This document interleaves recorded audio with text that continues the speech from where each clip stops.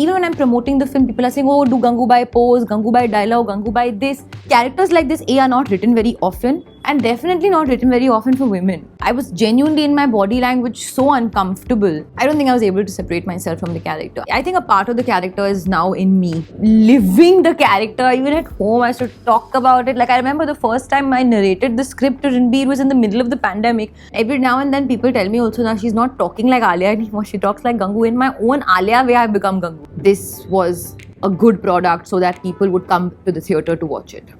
Hello and welcome to midday.com. This is Jane Borges from the Sunday Midday. I'm really excited about today's interview, not just because we have Alia Bhatt right here with us, but also because Alia is playing a character from a book that I co-wrote almost 10 years ago with S. Hussain Zaidi. Alia, thank you so much for joining us here today. Thank you for having me. Alia, let's start from the very beginning. I'd like to know, when you first heard about this character Gangu, what were the first thoughts that came to your mind? Fear. Because I was just a little bit confused how I would be able to portray this character. She was very fierce, very brave, very sassy, very stylish, very unique. For someone at that time to create waves by her words, with her conversations, with the way she would think, literally started a movement. And with respect to fighting for the women of Kamatipura, there was no social media at that time. They shouldn't even know how to do it, but she just did it because of her personality and what she believed in. So these are all amazing traits to portray. It's an author-backed performance, role, all of that. But yeah, there was fear. That was the first thought that came into my mind, was instant fear. But of course, with time, that also, with like literally a day, it just sort of settled, because I was taken in by the fact that someone like Sanjay sir, who's such a visionary, made such different films, was choosing a subject like this. I was extremely curious because it's totally unlike the films that he's done, and was believing in me to be his in and as Gangubai Kathiawadi. So then from then, like, the rest was history.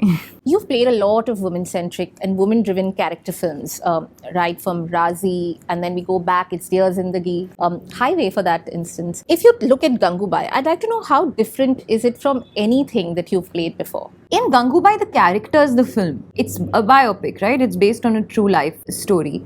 So the character's journey, and it's very episodic. So the episodes in her life is what makes the film together. And of course, there's a thread of a thought and an overall feeling of the film. It's the first film which is so character-based. Even when I'm promoting the film, people are saying, oh, do Gangubai pose, Gangubai dialogue, Gangubai this. This is all based on modeling a film on a character. This used to happen a lot. Characters like this, are not written very often, and definitely not written very often for women. So what makes it different is that it's basically all based on the character. You know, if you fall in love with the character, you fall in love with the film. When I was a student and I heard about Kamatipura, I didn't really think of what that place would be. It changed for me as a journalist, and when I started doing stories about this place, what I feel is sometimes Bollywood, or generally movies, tend to make it look very colorful and vivid.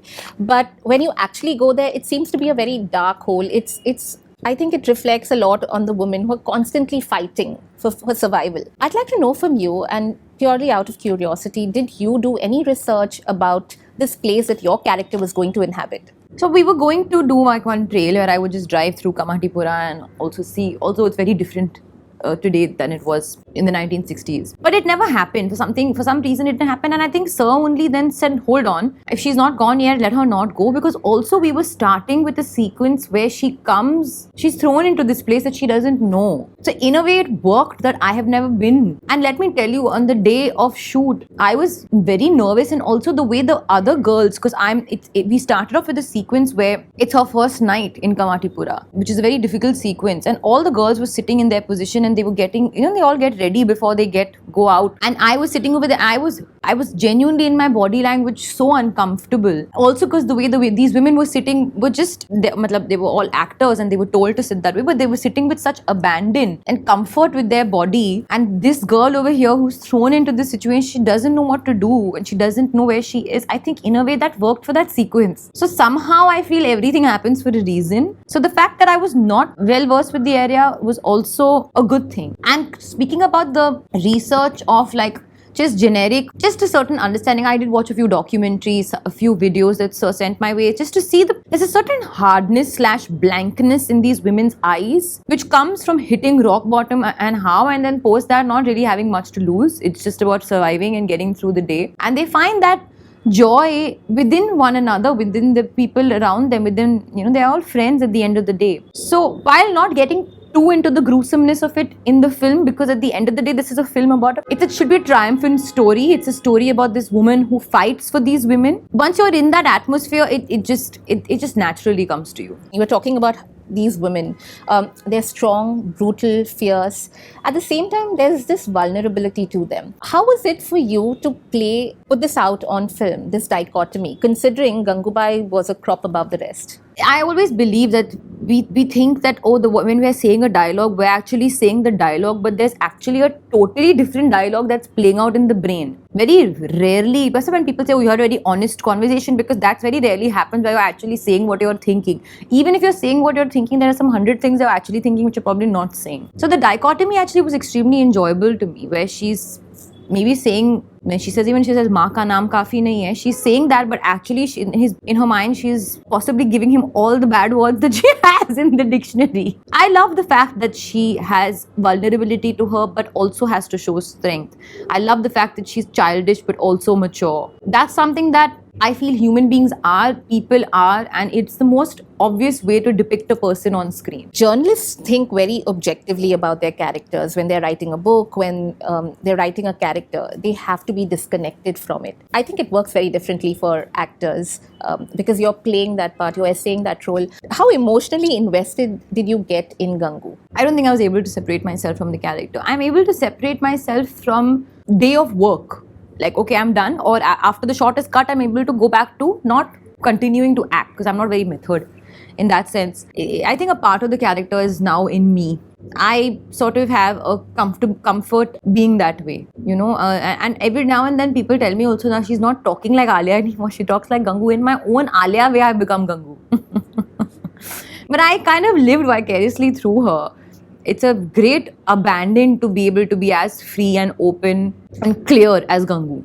Been 3 years since the shoot. Yeah, 3 years. So you've been living and breathing her for this long. Yeah, it's very, very long time. And also when I was shooting the film, I wasn't shooting for anything else. Yes. I shot maybe for 1-2 things, but otherwise it was basically Gangu. That was all. Yes, and during the pandemic. Yes. I think when everyone was isolated and cut off. I was living the character. Even at home, I used to talk about it. Like, I remember the first time I narrated the script to Ranbir, it was in the middle of the pandemic, because I didn't want the character to leave me. So I was like sitting and doing so much work on it by myself. Also, the stakes became much higher when you came back after the pandemic. You had to make sure that this was a good product so that people would come to the theatre to watch it. Without divulging too much, Alia, can you tell me which side or shade of Gangu was it most challenging for you to portray? Venom. I remember this shot very clearly where Sir said, I need to see the venom in your eyes. And I'm naturally, I don't think I have venom in me to give.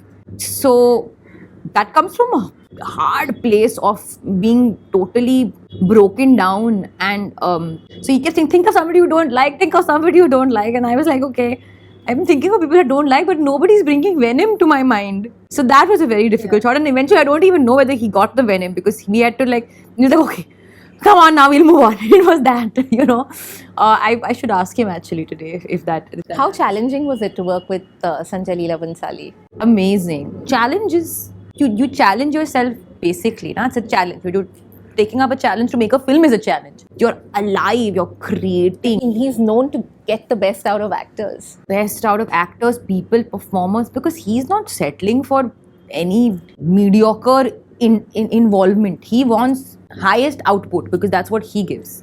And if it's not working for him, he's known to, he'll go to the van and change his clothes. And it's so funny. When the day's not going well and Sir comes later and he's suddenly wearing a new outfit.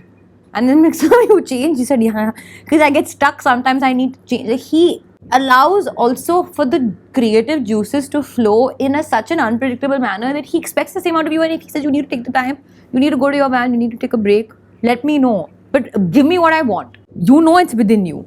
And sometimes it's 20 takes, sometimes it's 7 takes, sometimes it's 2 takes, sometimes it's 1.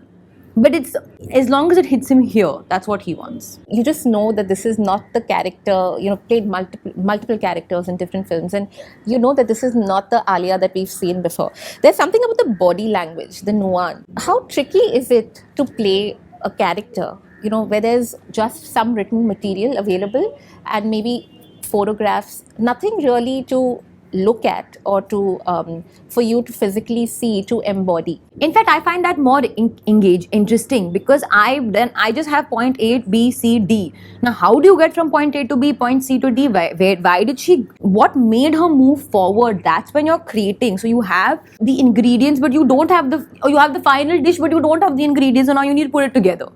And I think that's so much more enjoyable. And maybe someday I'll do a part where I have to emulate the person exactly, and that will be a different kind of challenge. But this was also based on like few things that we know. Like, okay, if she did give this big speech, she must have been an amazing thinker, or she must have said some amazing things before, or she must have been extremely deep and philosophical, or extremely mature, or extremely practical. So all those things you put together and you build that into the character.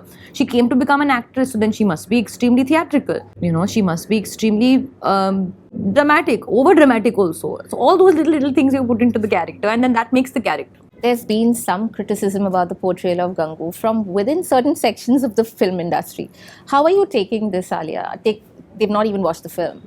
I'm not averse to criticism ever in life. I don't think everybody needs to bow down to me. I'm not claiming to be a great person. I'm not claiming to be the best person that walked this planet Earth or anything like that. So, criticism doesn't bother me in general, and people jumping the gun also before my film releases also doesn't bother me. The person I am is a person who likes to believe in goodness, kindness, and positive things in life. Baseless, pointless things don't reach my ears or my eyes. Alia, you're completing 10 years this year, and we know of your plans ahead. You're producing. I read today that you also want to start your own studio. Is that correct? No. I think I read something. I would love to start my own studio. Okay. No, I want to build my production house. Build your production house. Okay. But you've completed 10 years, and you're my favorite actor at this point. When you look back at your own career now, everyone's talking about looking ahead, but when you look back, how would you define the last 10 years of your life? Beautifully chaotic. Lots of ups, lots of downs, lots of good days, lots of bad days. Every day that has resulted in the person that I am today. So the description is not good, great, successful, understanding, nurturing, none of that. It's a bit of a beautiful mess, and I love it. Thank you so much, Alia. It was wonderful speaking with you. Thank you so much. Yes. Subscribe to Midday India. Get direct notifications on all our videos by clicking on the bell icon.